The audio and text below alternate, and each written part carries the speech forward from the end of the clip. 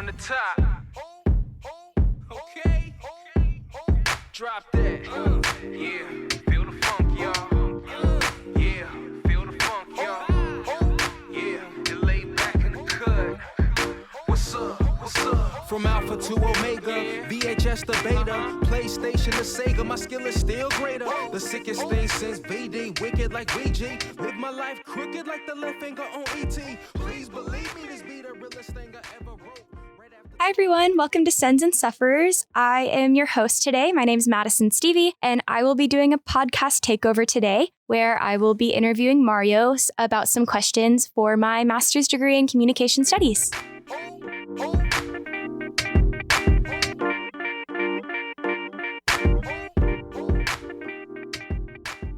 In this episode of Sons and Sufferers, I will be discussing and asking Mario a few questions about rhetorical devices. So I'm obtaining my master's from the University of North Texas in communication studies, and I'm in a class on rhetoric right now. And rhetoric is essentially a communication division that focuses on philosophy, persuasion, and essentially anything that a person is doing to communicate, whether it's what you're wearing, what you're doing, how you're speaking, how you're saying something, can fall under something rhetorical. So what I'm interested in talking about today and asking Mario questions about is the rhetorical devices that can be found in rock climbing. Some of the concepts I wanted to talk about before I start interviewing and asking questions, just so people have some context, are one, the process of naming, which is a highly symbolic act in rhetoric, as noted by McCarrow, which is essentially saying there's great power in naming, as naming an item or a person or a culture is often done by dominant cultural groups. And the naming that takes place by these groups is highly interpretive, and the object that is named is very heavily influenced and even perceptually changed by the name given. So the rock climbing community has been a predominantly white male community since its start. And the rules of outdoor rock climbing, the names, things like that, were all created when essentially whenever somebody bolts their first climb and they ascend it, they can choose the name of it. And so a lot of the names that have been put in outdoor climbs have been done by white males. And there's been a lot of offensive naming towards minority groups and women and just a lot of different groups.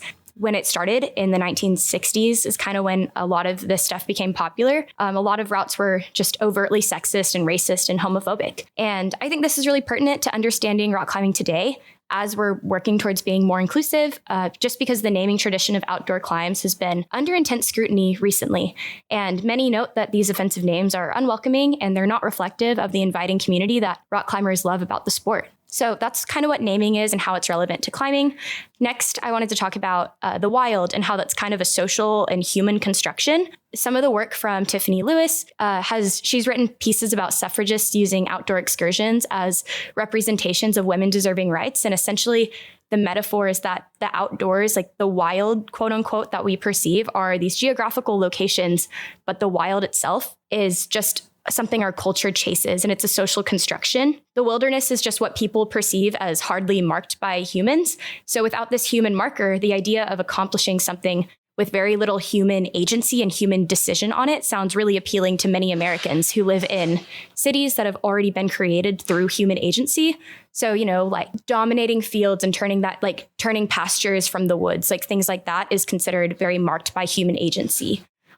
So that's part of the appeal of rock climbing, is that rock walls are typically very little marked by humans. The really only things that are marked are the bolts that are in the wall. So when people ascend these walls, when individuals ascend them, they feel an accomplishment because they've done something that they perceive that many others are not able to do. And that's what a lot of civil rights movements, especially suffragists in the early 1900s, used. Many women took part in mountaineering and hiking to show that women were just as capable as men in the wild and when it came to conquering and dominating the wild, and how that transferred to politics. So really conquering the wild can also act as a symbolic act that represents capability, strength, and the ability to dominate something. And this conquering also comes from imperialistic ideologies, as empires often turn towards mountains as forms of expressing domination and strength. So instead of spreading empires too thin and conquering new territories, venturing upwards into mountains was a really big symbolic act of an empire's power and bravery and superior skills to other empires.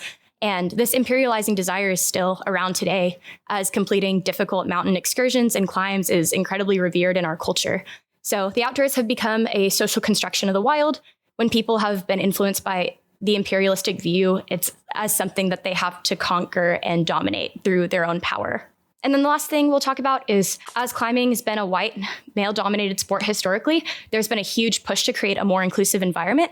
But as we talk about inclusivity today, I want to focus on the way bodies themselves function as a rhetorical device. So Black bodies have historically been viewed as in reference to white bodies. So the white heterosexual male is noted in a lot of research as the quote unquote norm, and other embodiments of the human body hold a perceived less value than the white body. That's something that one of the primary tenets of the Black Lives Matter movement is to affirm the lives of Black, queer, and trans folks, disabled folks, undocumented folks, folks with records, women, and all Black lives along the gender spectrum. That's essentially just working to create and combat that idea that white bodies are the norm, to give agency and decisions and choice making back to Black and brown bodies and bodies that don't function as what would be considered normal. So those are kind of the things that I based my interview questions around. Mario, just to start, can you share a little bit about yourself and your experience as a Black climber? So I've been climbing roughly since 2004. Realistically, I've been having so much fun, so I've lost track of time. And I've just always associated with being the token Black guy wherever I go, especially here in Texas and everywhere I've gone. And, for a long time, it worked out well for me because if I ever had friends or people, they're like, just look for the Black guy at the crag. Just being identified as the Black guy at the crag. And then even growing up as a child, I'm just used to navigating and growing up in white spaces and understanding that within these spaces, you have to make the dominant culture feel comfortable, regardless of however you think, feel, or what your concerns are. So, so that's like in a nutshell, my experience as a whole with in the climbing industry as a whole. Now it's kind of changing, obviously, because, the climbing is becoming a much more inclusive sport. I guess the best way to say it is for a long time, I just didn't realize I was the only one surfing around on these waves that look like me. But at the same time, I was very lucky that I had a lot of people supporting me and encouraged me to continue to surf these waves. However, it has always been kind of lonely, and it's always been things that you just can't relate to. And it's a cultural thing, much like people going to church talk about their experiences growing up in that. If you grew up in Colorado, the mountains, there's just cultural things that are just across the board, and they're regional and cultural. I've always had the privilege of all of them, but cultural until lately. And it's been quite refreshing and a blessing. Yeah, thank you. Can you talk a little bit about kind of the racial politics that's happening in the climbing world right now? So with my understanding, and I want to first give the caveat, I am not the foremost expert on all of these topics. Right now, there's a big issue of why bother and why not. And I think that is the two questions. You have a huge portion of people, predominantly white males, or just other people who don't care and think that names, root names, changing these things, the culture is as diverse as you think it is, or people just don't join the sport, or, it's always available. No one says they can't be here. And, it's just not the case. There's a lot of barriers, and we won't talk about the socioeconomic barriers. The example that I always like to use is imagine your first day at the lunch table. It's terrifying. First day you walk into the lunchroom, you're waiting for someone to scoot over. And even then, if someone scoots over and lets you in and you really don't identify with them, you're not going to not say yes. You're going to say yes because you want to feel accepted. You want to feel cultured. And then from that moment on, you have to decide, am I going to code switch to make sure I continue to be accepted at this table? Mm-hmm. Or am I going to bounce around and find a table that I really do feel comfortable with? I'm happy to know that this table accepts me. I'm happy to know that this table wants me to be here. But at the same time, I might not feel entirely comfortable and as free as I want. And I think that's what's really happening a lot in the climbing industry. A lot of people are just understanding that is the struggle that people are really having.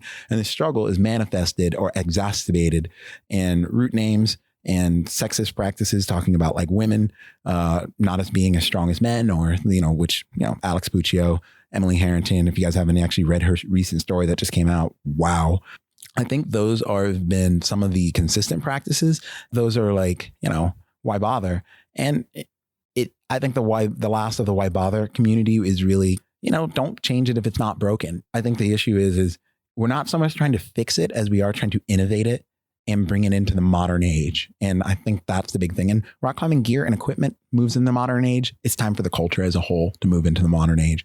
And then the why not community, we're just simply asking, like, why not? Like, what's the downside? Like, tell me, like, what the downside? Yeah, it might be a little uncomfortable. Yeah, there might be a little frustration and strife. Yeah, it might be a little bit of growing pains, but the upside is so big. Like, it is just massive. And when you try to weigh out the two, the hard part is getting people to not weigh in their emotions and their feelings into this. I think if you can separate those, which I totally understand, rock climbing is an ego-based sport.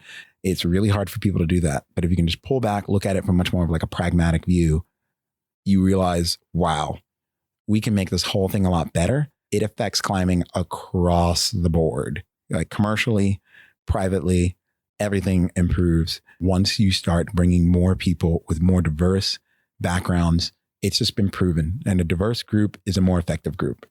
Absolutely.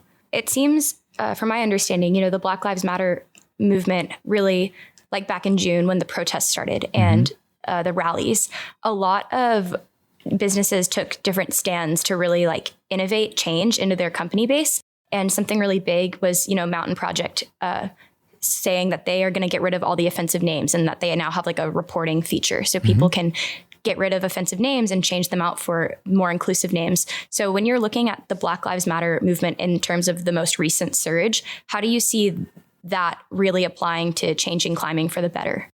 That's kind of a complicated issue because there is an underlying conflict with the Mountain Project plugging app.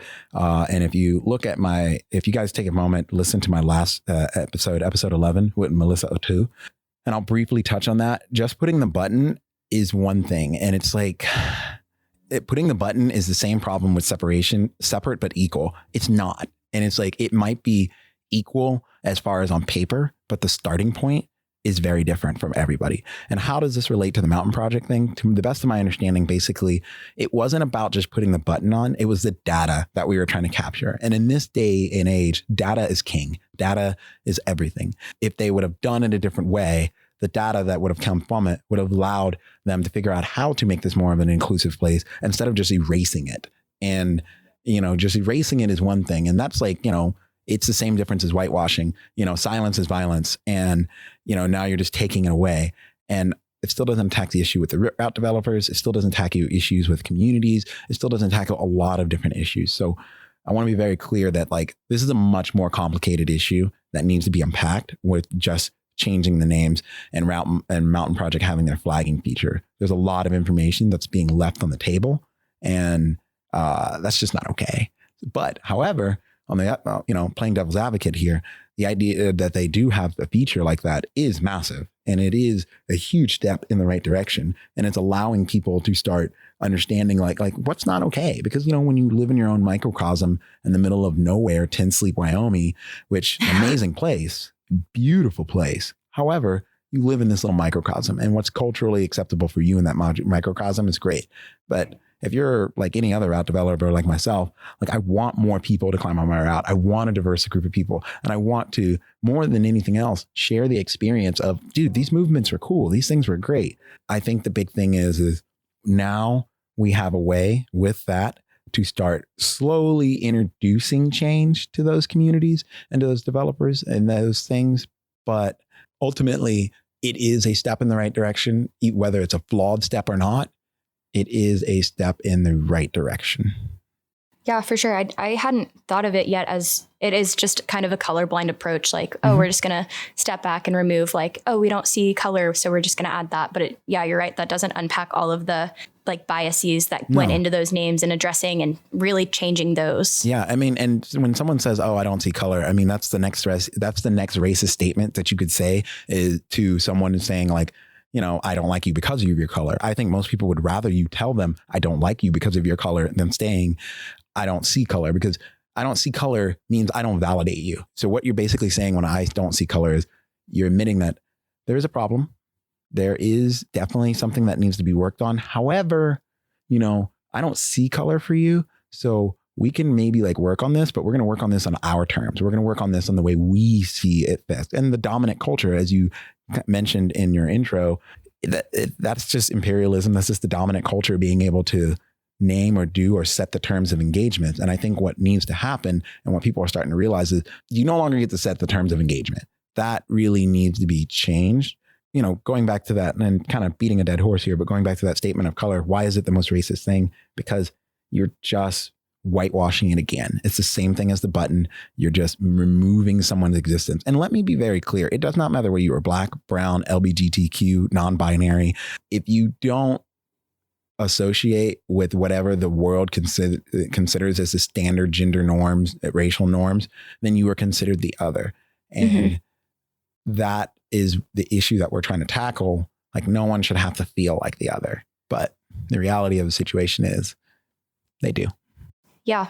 I think like my first experiences with that was when like a group of us went to Waco and back in January. It was my first time going. Nice. And yeah, I was super excited, but that was like also my first time realizing the difficulty of V0s, and I like outside, and I was really frustrated. And somebody made a comment, like they were like, well, like these are all put up in the 60s by white guys in their 40s who are really tall. And I was like, that does change it. Like that absolutely changes like the significance of what this route means to me and to other people climbing it, and bodies that are different than like the dominant group that really created a lot of these classic climbs and decided what they are and what they should mean to people. There is a lot of stuff that was originally put in place by a dominant culture that doesn't quite fit, or there just needs to be some adjustment and more, way more room for other people to have a place at the table to really put that work in. Yeah, I would like to add a caveat to that too. I definitely think what we're talking about is more of the culture and the soul.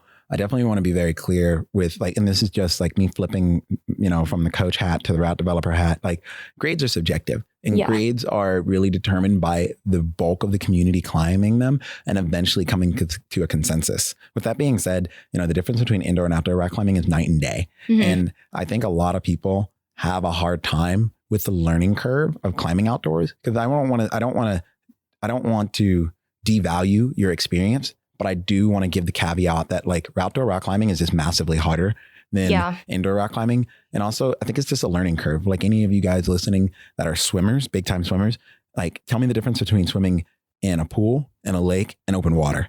It's very, very, very, very, very different experience. And though you're doing much of the same motions, the same actions, the little nuances, the tricks, the tips, just your whole approach to it has to change.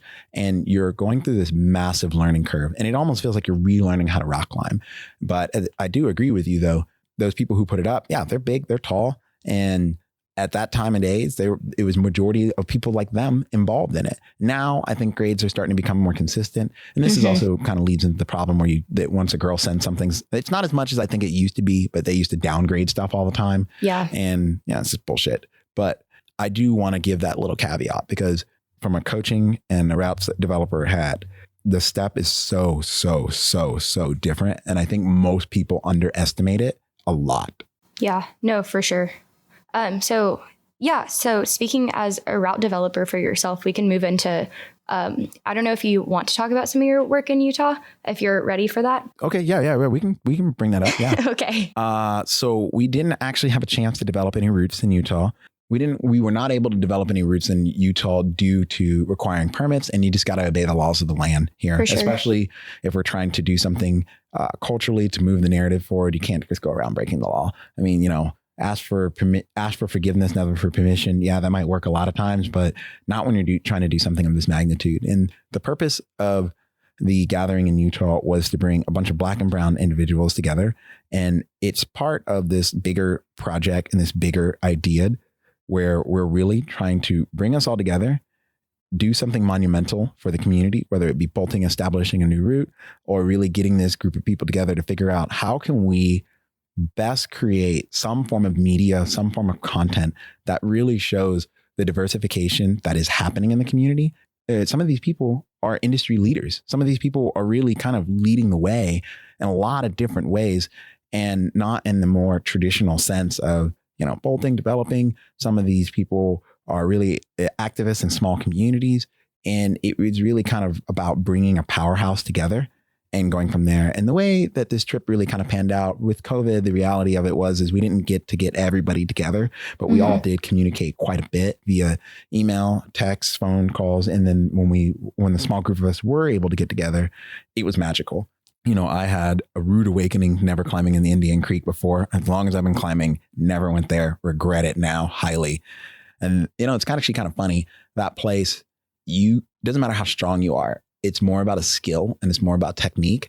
And realistically, the problem that what we're talking about and tackling is really the same thing. Doesn't matter how strong or whatever you have going on. It really is about, you know, empathy, you know, transparency, and really kind of like learning the soft skills that we need in order to move this narrative forward. And the whole purpose and everything that came out of it, how as we as individuals, what can we bring to the table and then combine together as a team to really make a statement and say that like the industry is changing, the culture is changing. This is the way that we believe that we need to nudge it in. And we encourage you to stand with us in solidarity and move in that direction. And that's really what came forth of it. And we're going to be meeting again soon, hopefully in the spring, and getting the group together again. But that is, you know, the big plan. So it was a great thing. James Q, Jeremy Collins invited me, Danny, Lynn, Renan, Taylor. There's a lot of people involved, and all of those people are amazing people. Yeah. So from your perspective, as somebody that occupies like a Black body who is there with Black and brown bodies, how do you feel that these bodies together, like gathering, how do you feel like that's going to impact the inclusivity of climbing, just like your future perception of all of these meetups continuing? Do you see like these gatherings and all of your bodies in one space, like changing climbing? And what ways do you kind of see the occupying of more space with more people of color changing it? So if you're familiar with like how a tsunami works, and when that wave comes in, the first thing that happens is the shoreline draws back so far. And it's like, you know, you watch with hurricanes, you watch all these things happen, the water draws back so far. And that's the first sign. And I think us all getting together is the first sign of this tidal wave of change coming in. And it's scary. Let's just be honest. Tsunamis are terrifying. I don't want to be near one, but a cultural, emotional one, like this is not something we can avoid. This is not something that we can get away with. And I think all these bodies in this space basically really showed that like this wave is coming. Like this is happening. Like whether you like it or not, this is happening. And we need to get in front of it, because if we don't get in front of it and don't start having conversations about it, and we don't at least start talking about like how this makes people feel and what's going on, and just let the echo chamber fire around in the brain a little bit, when it does happen, and for some people it will be gentle, for some people it will be rough. But if we're at least talking about this, we are at least having the ability to empathize. And if we can empathize with people, we can all get through this conversation. We can all get through this. But if we're not talking and we're not empathizing, then we're polarized. And that's really what's going to happen. And so I think the big thing that's going to come out of this is what the future of this sport looks like. And the future of this sport looks like is a massively inclusive group of Black, brown, white, yellow, however you want to say it, you know, purple, green, blue bodies, all in this space. And this is what it looks like. We all need to learn how to culturally work with each other, personally work with each other, merge all those things, and then continue to input that into the climbing community as a whole. Because climbing, you know, the nature of climbing really hasn't changed. Maybe the way by which we develop it and make it and discover it has changed, but the sheer act of it hasn't changed. And that's kind of pretty awesome when you think about it, because that hasn't changed, realistically, there is no complaints. If you're complaining about it, you're just complaining about who's there now. And if you are complaining about who's there now, you now have to ask yourself why. And I don't think if you can't start with why, and you have to start with I, then I think you should really, really reevaluate what your core values are as a person, not even relating to climbing, but just as a human being. I think that's something that's important. Yeah, for sure. Hey guys, once again, this is Madison Stueve. I wanted to thank you guys so much for tuning in to listen to my podcast takeover with Mario. I've been rock climbing for 2 years, and this is something that I'm really passionate about, and really passionate about the communication behind rock climbing. That's been one of my focuses since undergrad, is focusing on the communication that rock climbing offers and how it can change communication for more than just the climbing community. I am still in school, and if you're interested in following me or reaching out to me, my Instagram is at Madison Stueve it's spelled Stueve, EE for the Instagram handle. But I'm really interested in diversity, equity, inclusion, and the climbing community. So if you're interested in reaching out, if you want to hire me, that would be really awesome. So thank you guys so much. Hey there, ladies and gentlemen. Madison is awesome. I've had the pleasure of working with her at Summit for quite a while now, and it's hard to find good people. But luckily, Summit has quite a bit of them there. If you guys haven't checked out Summit Climbing Gym in DFW, you should definitely do it, because we are the spot to be at. All right, guys. The most important thing is the people and the things that you trust. And I trust Beyond Clothing. They're amazing. I know I say this almost every episode. Yeah, they are my sponsors. And I say this too. I would use them if they weren't, because their stuff is bomb proof. If you guys want, please go to beyondclothing.com, use the promo code alwaysready, save yourself a little coin and support this podcast. But their clothing is for everyone, and it is made for every condition on this big, beautiful globe that we live in. So go check them out. All right, let's get back to the show. So on a more personal scope of your time in Utah, you mentioned at the beginning when you were just introducing yourself, you always felt like you were the token Black guy, like in the gym and just in Texas in general. So what did it feel like? Did it feel different being in that space occupied with people who maybe also felt like tokens in their area, and just like being with people who you didn't feel like you were maybe the token? Yeah, I think it definitely did. But I had that experience actually a few years ago, that breakthrough experience, hanging out with my friend Bethany McHale at Color the Crag. And I think that was really the experience that kind of broke that ground for me, because that was the first time that I was actually really anxious, nervous. I had a lot of anxiety about the things that I was going to talk about, because I had just never really shared passionately the thing that I care about and I love with people that just look like me and have my own cultural backgrounds. I mean, I'm so used to being the token Black guy that even the phrases, the analogies, everything that I say is really based around white culture. So they can pick up the nuances, how to move your feet, how to move your body, how to do all these things. It's just like all these cultural references or these sports references or all these things.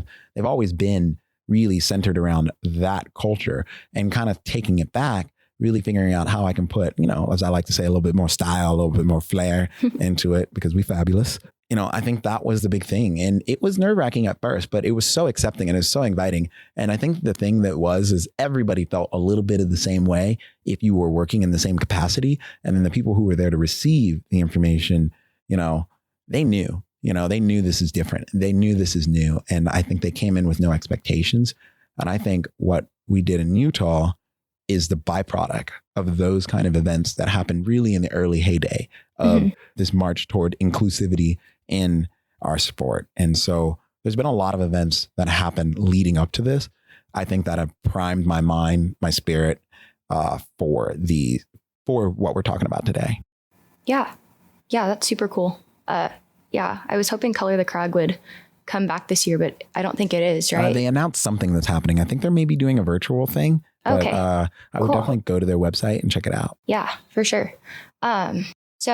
I know you weren't able to put any routes up in Utah, but I'm assuming that's in plan still, like you're working on permits and stuff. Yeah, the people who organized the trip are still working on those details. Okay, cool. So, as a route developer, what do you think the impact of people of color and more women getting out there and developing routes, what do you think that those climbs will bring to the table that will really diversify climbing, just outdoor climbing in general? This sounds really silly, but I don't think, as far as the routes themselves, I don't think they're going to bring really much anything, because people are just going to go and climb them. And there are quite a few female developers out there. Black and brown ones, I'm not exactly sure, but there are quite a few females out there doing it now. But the route themselves, I think, aren't really going to do much except just be really cool rock climbs and really cool movement. But I think the person behind it is really what's going to bring forth change. And I think the labor of love, because the labor of love has a different intent going into it. And I think that is really what's going to bring forth change, because people are not going to be putting it up for braggadocious reasons. They're not going to be putting it up just to be hard, or whatever reasons that were in the past. And I don't want to take away from any other developer. Route developing is a blue collar dog work job. So let's just be very clear. It is dirty work, and you're spending your own money, your own time.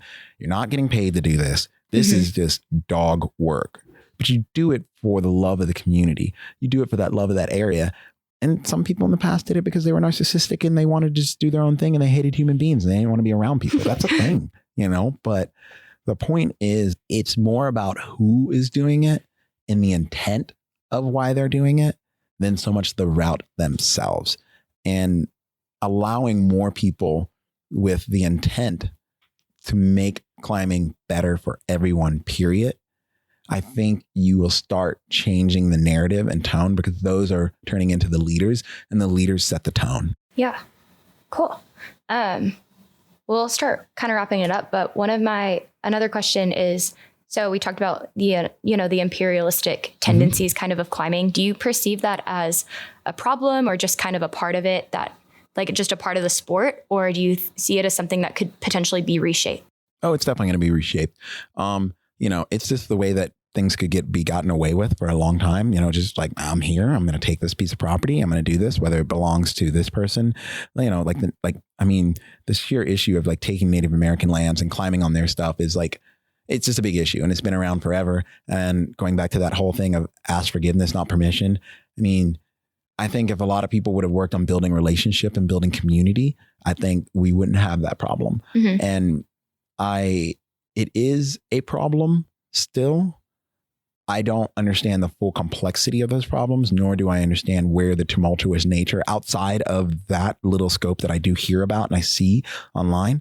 But I do know it's still a problem, and it's definitely still a thing. I think the big thing is we just have to do things with compassion, and we really just have to do things with caring about how other people feel. It doesn't mean that you can't do the thing. It doesn't mean that it's not going to happen. It just means that like you just have to be a part of the solution, and that is thinking more inclusively. And it might not happen now, but doesn't mean it's not going to happen. And I think if you really empower communities, empower people, instead of just taking it, I think what you'll find is people support you, and you'll get communities behind you. You'll get people behind you. And this whole route developer thing won't turn into this solo lone wolf thing anymore. It turns into like a group of people, communities supporting you. A prime example, if you've watched any previous Real Rocks, the whole thing that happened in Joe's Valley about them like not really liking climbers, thinking that they're weirdos. And then now they embrace each other. And that previous Real Rock video is really, really, really a great example of how to see how it worked. Granted, that was done by, white people, all predominantly done that way. And so I do think if it would have been someone of color, I don't know how they would have responded. I don't know how those communities would have responded. In my heart of hearts, I believe, and I want to believe that they would respond the same way. But that is a magical example of how these things can be fixed. I think it's just going to be different when those people don't look like them that are coming into their communities and in these small rural mountain towns, and they start working here and they start buying homes there and they start want to live here. And, because it's a common thing, you start developing, you start falling in love with the area, you want to be there. And that's it. My friend Danny, prime example, she lives in a small little town and she loves being there. It's where she wants to be. But, some things were not too inviting in the beginning. Things are changing slowly, but we're coming. And I think that's just the basic thing I really want to say. Like, we're not going anywhere. We live here too. Yeah. We're coming. And these beautiful areas, we want to show them to the world, but we want to work with you, show them to the world. And I think that's the big thing. Like, we're trying to work with you, not against you.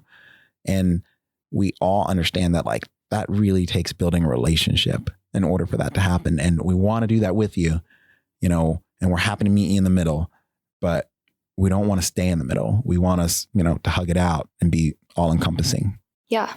Yeah. That reminds me a lot of like Still Waco Tanks and their connections to like indigenous people, and to even climb in Waco every year, you have to watch a video that talks about the respect that you have to show for the environment and what their expectations are. And there's a lot of rules, that, you have to have a guide to go into certain areas, and that guide is strict. And, climbs have been shut down because they realize there's native art there, there's just a lot of respect that the majority of climbers do show towards Waco. And there's just a lot of respect there. And it's just a really nice mutually benefiting relationship now, because it brings so many people in, and so many people have the opportunity to view an area that's so beautiful and so iconic for climbing.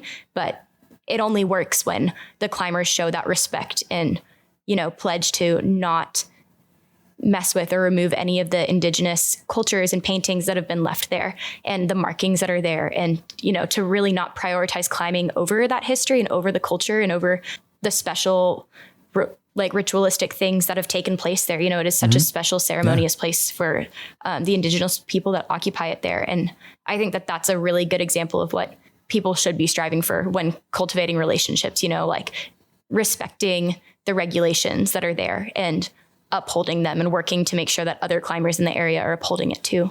Yeah, no, I 100% agree. And I think the big thing is, and I hope from this conversation that people really take away that there are 3 things that really need to happen. We all need to talk, and we all need to communicate, and we all just need to love on one of each other. I mean, that's just really what needs to happen. That's the first thing. The second thing is we all need to be stewards of the new people coming in. You can be steward, you can be a mentor. If you're not a part of the solution, you're a part of the problem. Mm-hmm. Indoor gyms, totally different story. That's a commercial product. People are coming there. Whole different animal. We can get on that another day.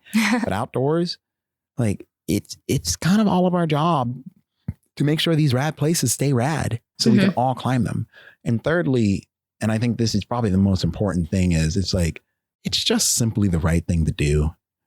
Yeah. Really just teaching people, showing them, allowing them to see how these places, how these things have been respected for so long, or how they've been disrespected, or how they haven't been protected for so long, and allowing these new people coming in with diverse ideas, backgrounds, and just new ways of thinking. I mean, the younger generation, prime example. I know this is really wild, but I still think it's hilarious that they completely shut down Donald Trump's rally in Oklahoma that he had by making all those fake things. And everybody laughs at it. And everybody's like, oh, it's not that big of a deal. These kids just, but the fact of the matter that they made a sitting president fly all the way to Oklahoma for something that wasn't actually going to happen. Yeah, like a sold out stadium. Yeah. And they bamboozled everyone. I mean, really? That's not impressive? Nah, y'all go, Generation Alpha. Y'all are killing the game. I'm a big fan, and I'm very excited to see what you guys are going to do in the future. But I want you to know, this conversation is for you. This conversation is for anyone, honestly. But the point is we're bringing people in, and I think it's very, very, very important that we all take a little bit of ownership together. And I think we continue to make this the rad sport that it is. Yeah. So you own a guiding company. Is that a part of when you're guiding is imposing the ethicalities of climbing? Do you spend time when you're taking people outside for their first time to really show them what's expected of them as a person who's going into nature and climbing for the first time? With guiding services, it's a little different. We definitely respect the ethics of the area, and we talk about the ethics of the area and what needs to happen while we're out here. And it's kind of this double-edged sword because, you do have people paying to get a service, and you also have a time crunch to provide that service. So we definitely talk about it, and we definitely bring it up with each individual area. The biggest thing that with our service is really just setting the expectation for people so they still fall in love with the sport. Kind of going back to what we were talking before, indoor V0, outdoor V0, 2 entirely different animals. Mm-hmm. And really setting those expectations so people still fall in love with the sport and still have a respect for what's going on, instead of just kind of getting really frustrated and thinking that this is garbage. And so do I wish we had a little bit more time to kind of get into the ethics and get into all of that? I would love to have that conversation with my customers more often, but those are really kind of campfire conversations. When you're this is a really double-edged sword, and being a business owner, it's kind of one of those things you got to walk, but we have a job to do. People are paid for a service. We expect to provide them a high quality service and at a timely and orderly fashion. Mm-hmm. And we want to bear our soul, and we want for them to become a part of our community and our family. However, they are a customer, and we don't always get to do that. And some people don't want to have that. And, owning a business, I mean, if they don't want to have the conversation, they don't want to have the conversation. They still paid for the service and I'm still going to provide it to them. Yeah. But if they do want to have the conversation, I definitely am super excited to have it. It usually is a campfire conversation or an end of the day kind of a thing. Mm-hmm. You know, we talk about this briefly. People ask me or ask my guides questions throughout the day of it. But once again, like, we are a professional company and we are trying to provide a quality service and experience so people continue to buy our services. And it's a really hard line to walk, but it really depends on the customer. Yeah, I think that's how, indoor companies are operating now too. Most indoor companies don't offer outdoor guiding services. Mm-hmm. Like, we obviously refer like people to you whenever people are interested and inquire about it. But yeah, it's kind of one of those things where it's like, not every customer may want that experience. And so, giving them what they want in a way where they can still respect it for that time being. And then as they want to take more ownership and as they want to be more autonomous in it, then I guess, that would be when those conversations really take flight. Yeah, absolutely. Because we're really stewards when we're out there. Mm-hmm. We're just keeping the rules simple, keeping it easy, and keeping the fun level super, super, super high. Yeah. But realistically, we are stewards and we're just laying the groundwork. And the biggest thing that we try to do as a guiding company, especially when we take people to areas where they'll continue to go on their own, is just really lay out like the hard, fast rules of the area. And once again, you should always ask why. But if they don't ask why, we just hope that they understand, like, this is the rule and the rule is not to be broken. And if they decide to ask why, we'd love to have that conversation with them. But the big thing is just like laying out the groundwork. Yeah, for sure. Well, that's all my questions I have. So thank you so much for sitting down with me and talking about your experiences and what you see for the future of the outdoor climbing industry. Do you have any closing remarks or anything? I would say keep doing what you're doing, because conversations like this and people with your heart and your passion is really what's going to change this industry and change this culture and change this world. Because without that, every step forward will take 5 steps backwards. And I think you being willing to bring this conversation up, push it forward with other people, I think is really, really important and amazing. And it warms my heart and soul and it makes me super happy. So I'm your biggest fan. And as long as you keep doing what you're doing and doing this, I unequivocally 100% have your back. Oh, that's so nice. Thank you. You're welcome. At you, of course. Okay. I don't know how to close out a podcast. We're done. Okay. Drop that. Yeah. Feel the funk, y'all. Yeah. Feel the funk, y'all. All right, boys and girls, ladies and gentlemen, that is the show. Thank you so much, Madison, for doing a takeover. It's very rare that I have people reach out to me and be like, hey, can I talk to you?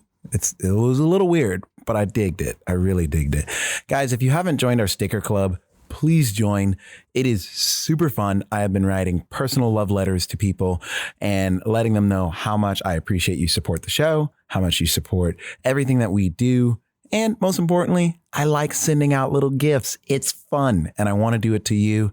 So go to mariostanley.com, sendsandsuffers.com, click sticker club and join.